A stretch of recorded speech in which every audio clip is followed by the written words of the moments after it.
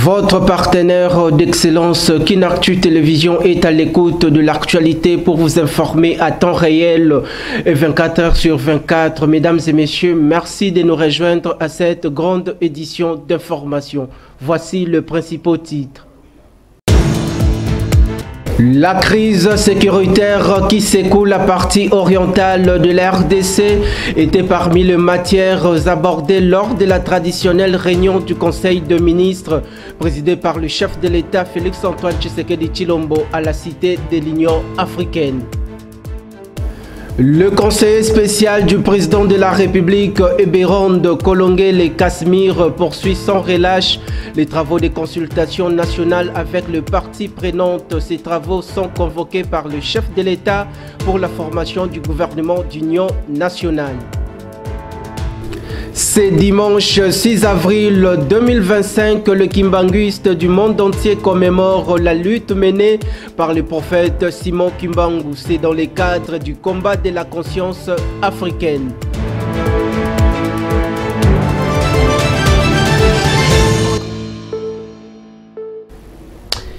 Une fois de plus, merci d'être branché d'entrée DG démarrant par cette nouvelle. Le chef de l'État Félix-Antoine Tshisekedi Tshilombo a présidé le vendredi 4 avril dernier à la Cité de l'Union africaine.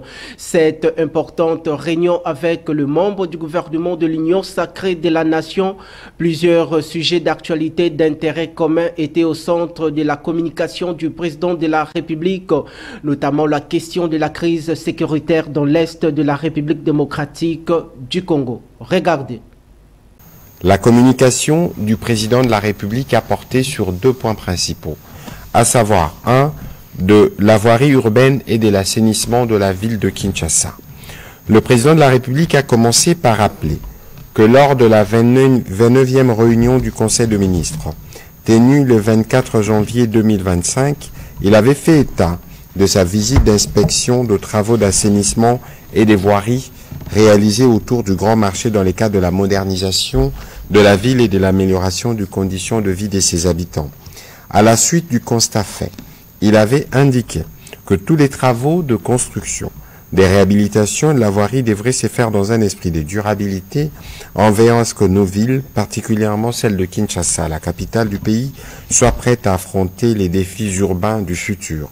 À l'occasion, le ministre d'État, ministre des Infrastructures et Travaux Publics, le ministre des Finances ainsi que le gouverneur de la ville de Kinshasa ont été engagés à s'appliquer activement dans la finalisation dans les délais et le suivi permanent de tous les travaux dans une collaboration étroite afin de garantir le bon déroulement des projets d'infrastructure tout en assurant une gestion rigoureuse des ressources y allouées. En dépit des efforts déployés, les défis à relever pour la ville de Kinshasa sont énormes. Face à la dégradation de sa voirie et de son système d'assainissement, cette situation entrave gravement la circulation des habitants et impacte leur qualité de vie. Pour parer à cette situation de dégradation, il est impératif que le gouvernement central et le gouvernement provincial de Kinshasa agissent rapidement en prenant des mesures afin de permettre à la population quinoise de vivre dans un environnement sain et accessible. Ainsi, le président de la République a invité Madame la Première ministre à mettre en place une commission ad hoc qui devrait être composée des membres de son cabinet, des différents ministres concernés ainsi que du gouverneur de la ville de Kinshasa afin d'évaluer de manière exhaustive l'état de la voirie et de l'assainissement. En parlant du point d'information au deuxième chapitre de cette traditionnelle réunion du Conseil de ministres, présidée par le chef de l'État Félix-Antoine Tshisekedi Tshilombo à la Cité de l'Union africaine, lors de sa prise de parole, le vice-premier ministre en charge de l'Intérieur, Jacquemain Chabani Loko, a présenté les rapports faisant état de l'administration du territoire national. Voici dans ses comptes rendus de Patrick Mouyaya, ministre de la Communication et de médias. Au deuxième chapitre du Conseil de ministres de ce jour relatif au point d'information, la vice-ministre de l'Intérieur a passé en revue l'État et l'administration du territoire. L'état d'esprit de la population demeure calme, a été marqué spécifiquement par l'attente de la population quant à la poursuite des discussions à Doha pour une paix durable dans la partie est de la République démocratique du Congo. L'aggravation de la situation humanitaire des déplacés dans les zones sous contrôle terroriste et les forces rwandaises. Sur le plan sécuritaire, il a été déploré des cas des démolitions du patrimoine immobilier de l'État et des actes de spoliation d'une part et d'autre part l'enrôlement forcé des jeunes dans les groupements LUI par la coalition M23 RDF dans la province du Sud Kivu. Dans la province du Nord Kivu, par contre, il a été signalé des actes graves de violation de droits humains, des pillages et des braquages des institutions financières, dont Soficom. À Kinshasa, il a été fait état des déplacements de population dans la commune de Maluku en provenance de Bolobo consécutifs au conflit entre les Teke et les Nounous. Ces déplacés viennent de villages et localités de Bonkui, Mokayambu, Mayala et Samukoro. Au chapitre de sinistres et des catastrophes, la vice-ministre de l'Intérieur a fait l'état des intempéries signalées dans les provinces du Olomami et du Congo central, ainsi que les faits d'incendie enregistrant en Ituri et à Kinshasa. Restons dans ces mêmes registres consacrés à la traditionnelle réunion du Conseil de ministres et au sujet de l'évolution de la situation sanitaire et humanitaire dans la partie orientale de la République démocratique du Congo pendant cette période cruciale marquée par l'insécurité qui secoue l'est du pays. Le ministre de la Santé publique, Hygiène et Prévoyance sociale, le docteur Roger Kamba, appelle le tableau de manière générale. Regardez. Situation épidémiologique. Le ministre de la Santé, Hygiène et Prévoyance sociale a présenté la situation épidémiologique en République démocratique du Congo, essentiellement liée au Mpox et au choléra. En ce qui concerne les Mpox, par rapport à la semaine précédente, la tendance à la 12e semaine est marquée par une diminution de cas suspects. Quant au choléra, comparé à la semaine dernière, la tendance à la 12e semaine est marquée par une hausse du nombre des nouveaux cas. Cette tendance à la hausse est observée dans 5 provinces, à savoir au Katanga, au Lomami, Lualaba, Nord Kivu et Sud Kivu. Sur un autre point, le ministre de la Santé a également fait le point de manière particulière sur la situation sanitaire dans les zones sous occupation. Ainsi, dans le Nord Kivu, du 25 mars au 1er avril 2025, 3 nouvelles admissions des blessés par balle ont été enregistrées dans les formations sanitaires de Goma et aucun décès. Du point de vue épidémiologique, au cours de la 12e semaine, il a été enregistré 272 cas, dont 59 cas confirmés de Mpox et 214 cas suspects de rougeole ont été notifiés, aucun décès. Dans le Sud Kivu, du 25 mars au 1er avril 2025, 33 nouvelles admissions des blessés ont été enregistrées dans les formations sanitaires de Bukavu, et aucun décès n'a été signalé, portant le cumul de blessés à 1177 et celui des décès intra-hospitaliers inchangé à 29.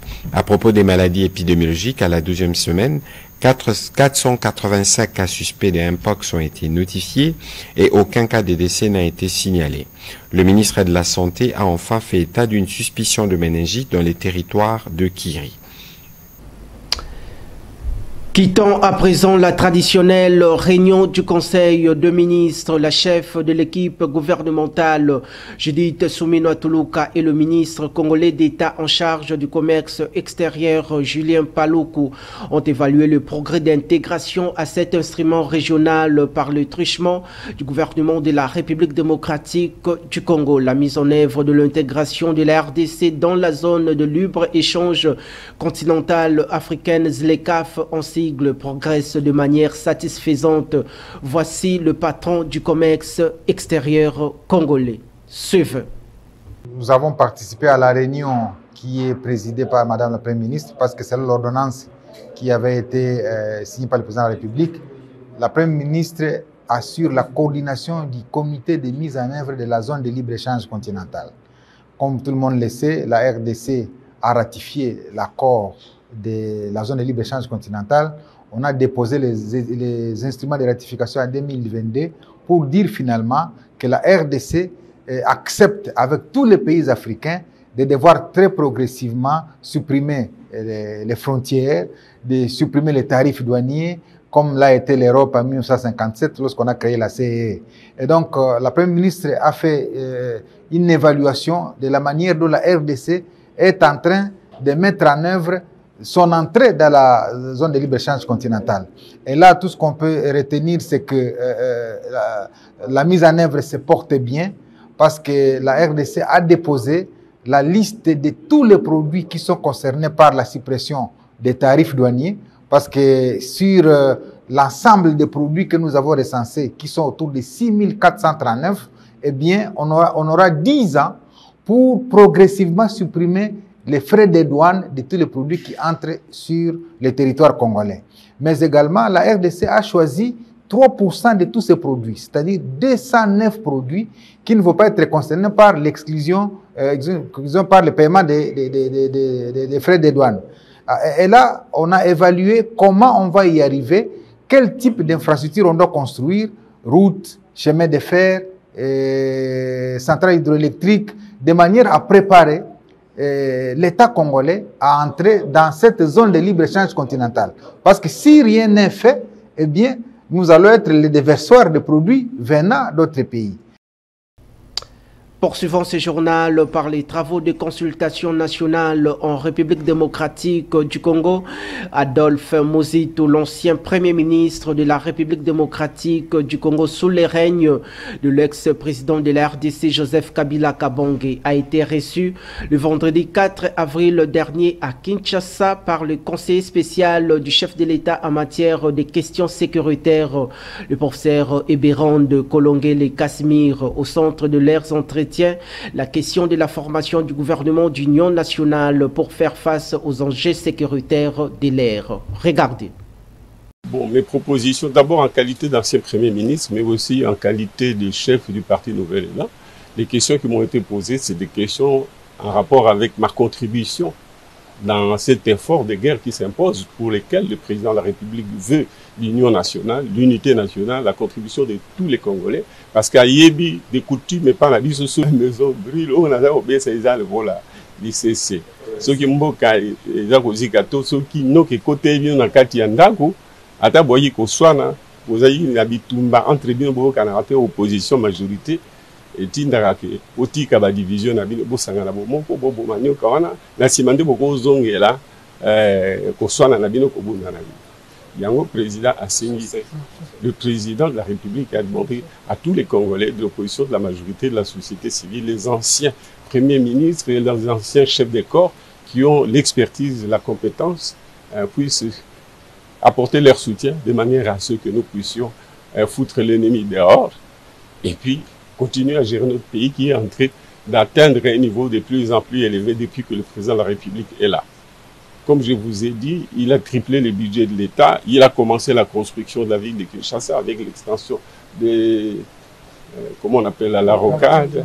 Il est en train de faire des routes pour atteindre la République à l'intégration nationale. Et puis, il faut soutenir cet effort-là, que la guerre est venue estomper en absorbant le gros de nos ressources, les ressources budgétaires. Restons dans ces mêmes volets des consultations nationales en République démocratique du Congo.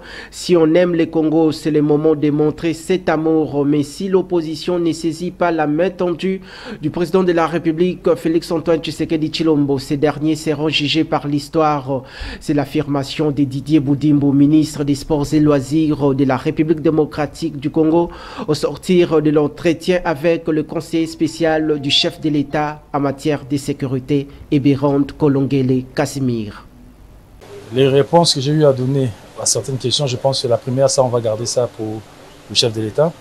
Parce que vous savez tous que notre pays est en train de traverser un moment, une situation très difficile à cause de cette agression rwandaise. Et il faut que tous les Congolais, nous puissions nous serrer les coudes, nous puissions travailler pour le bien de la nation. Parce que si nous avons quelque chose en commun, c'est bien le Congo, c'est notre pays, c'est notre seul patrimoine que nous avons en commun. Et le fait que la maison est en train de brûler, donc nous avons besoin de tous les fils du pays pour qu'on puisse se serrer les coudes et qu'on puisse travailler pour reprendre les choses en main, pour reprendre l'intégrité de notre pays et aussi voir dans quelle mesure rehausser l'économie et les infrastructures, surtout routières. Je pense que si on aime réellement le Congo, c'est le moment de montrer l'amour qu'on a pour ce pays. Et je pense que ceux qui pensent qu'ils ne vont pas participer pour des raisons inavouées, ils sont en train de faire fausse route. Le président Félix-Antoine Tshisekedi a été voté massivement, nous le savons tous. Son mandat court encore. C'est lui le garant de la nation et il a tendu sa main. Et pour moi, il serait sage que l'opposition puisse saisir cette main-là. S'ils ne le font pas, l'histoire finira par les juger. Ça, c'est sûr. Dans le même ordre d'idées pour Jean-Marie Kassamba, les membres du gouvernement d'Union nationale de la République démocratique du Congo doivent être compétents et expérimentés. Déclaration faite après l'entrevue lui accordée par les conseillers spéciaux du chef de l'État en matière de sécurité et Bérande Kolongele Casimir. Comme vous le savez, qu'il y a de problèmes d'existence en tant que nation. La crise que nous traversons nécessite que les Congolais se parlent. Que les Congolais parlent de leurs problèmes, d'abord entre eux, qu'ils analysent ce qui se passe pour trouver des solutions à ces problèmes. Le président de la République, en tant que garant du bon fonctionnement de nos institutions, mais aussi qui a prêté serment pour le respect de l'intégrité du territoire de notre nation, a pensé qu'il est nécessaire que les Congolais se parlent pour trouver des solutions. Aujourd'hui, nous avons besoin de récupérer les territoires qui sont sous l'emprise des puissances, à la fois sous-régionales, mais également des puissances internationales.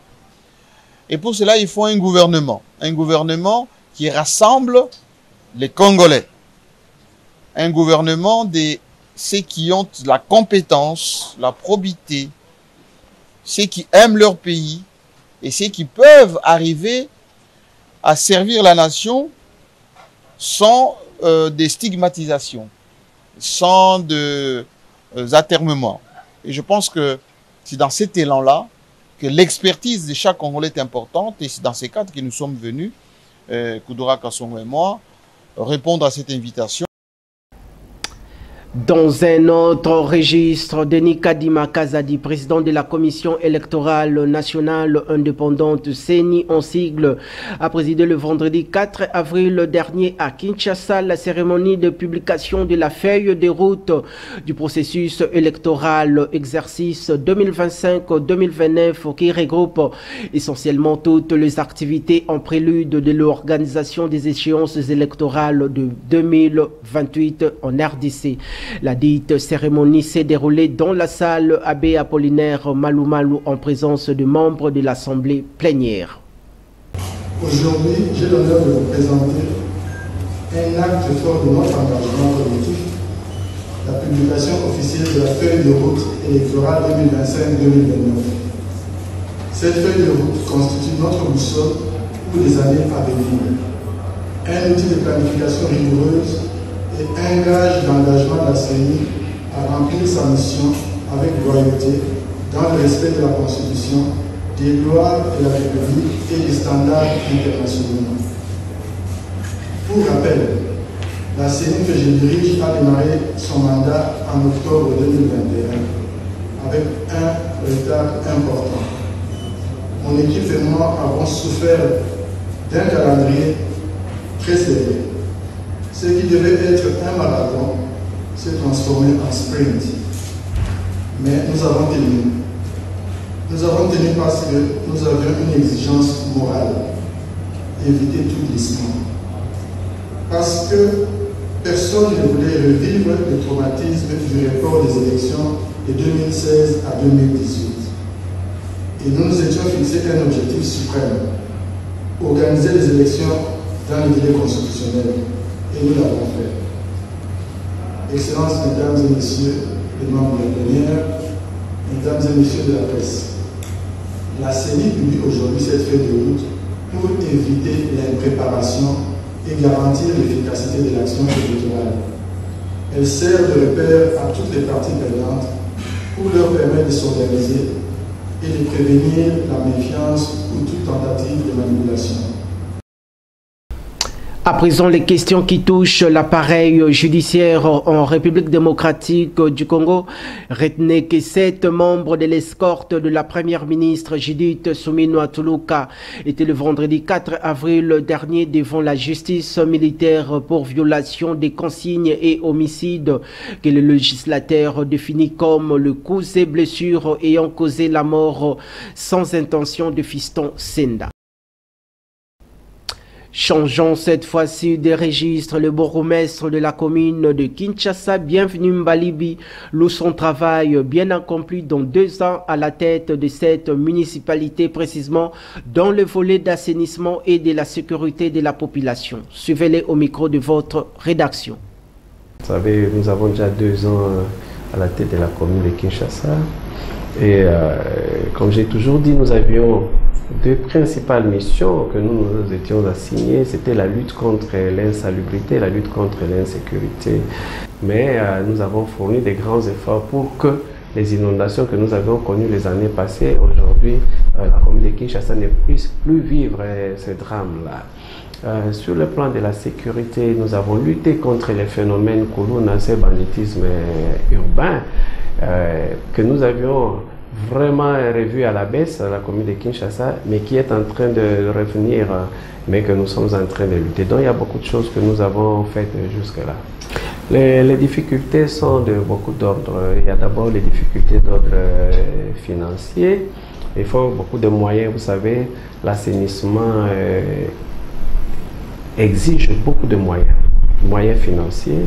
Et avec les recettes propres de la commune, il est difficile vraiment d'avoir des bons résultats. C'est pourquoi nous avons toujours sollicité l'appui et de la ville et du gouvernement central.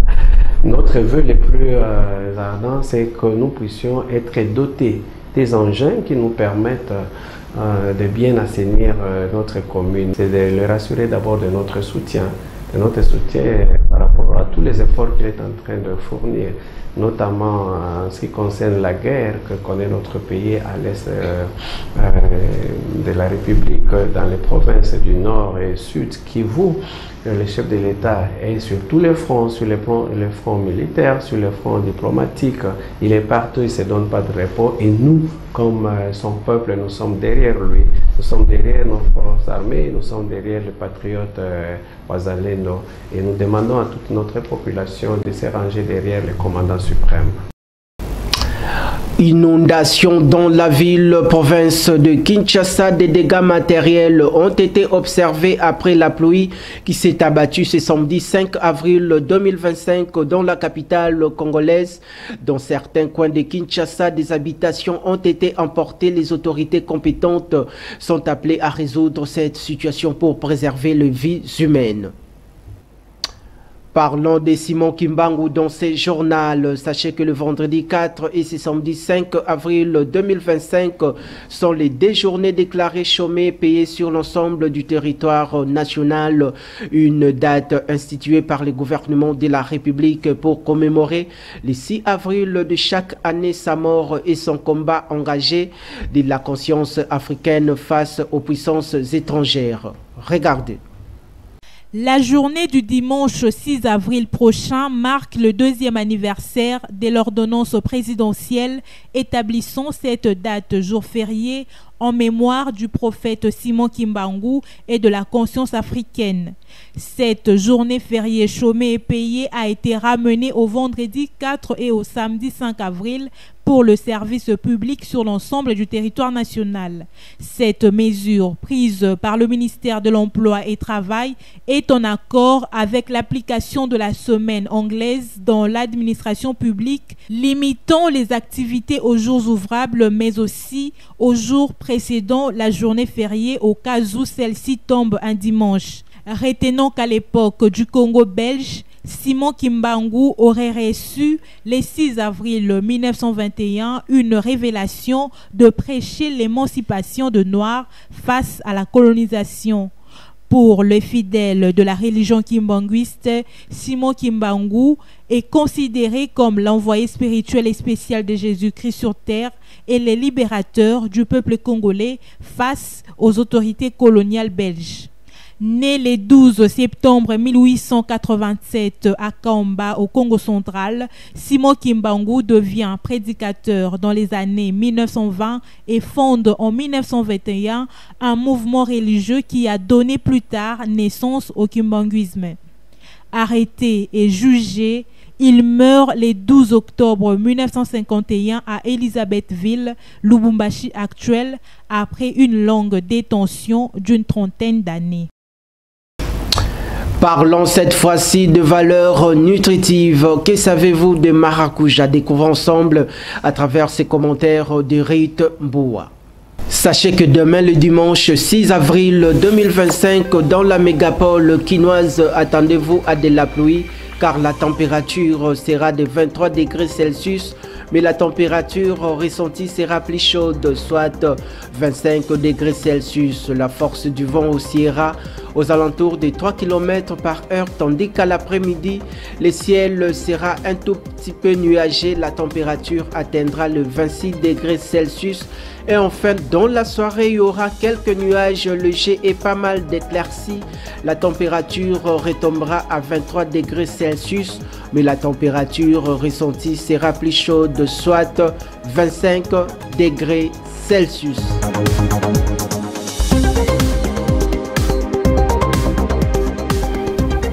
L'excellence ne s'improvise pas, mesdames et messieurs. Nous arrivons à la fin de ce journal télévisé. Vous étiez nombreux à nous suivre bien avant de nous quitter. Place au rappel des titres. La crise sécuritaire qui secoue la partie orientale de la RDC était parmi les matières abordées lors de la traditionnelle réunion du Conseil de ministres présidée par le chef de l'État Félix-Antoine Tshisekedi Tshilombo à la Cité de l'Union africaine. Le conseiller spécial du président de la République, Eberonde Kolongele Kasmir, poursuit sans relâche les travaux de consultation nationale avec le parti prenante. Ces travaux sont convoqués par le chef de l'État pour la formation du gouvernement d'union nationale. C'est dimanche 6 avril 2025 que le kimbanguiste du monde entier commémore la lutte menée par le prophète Simon Kimbangu. C'est dans le cadre du combat de la conscience africaine.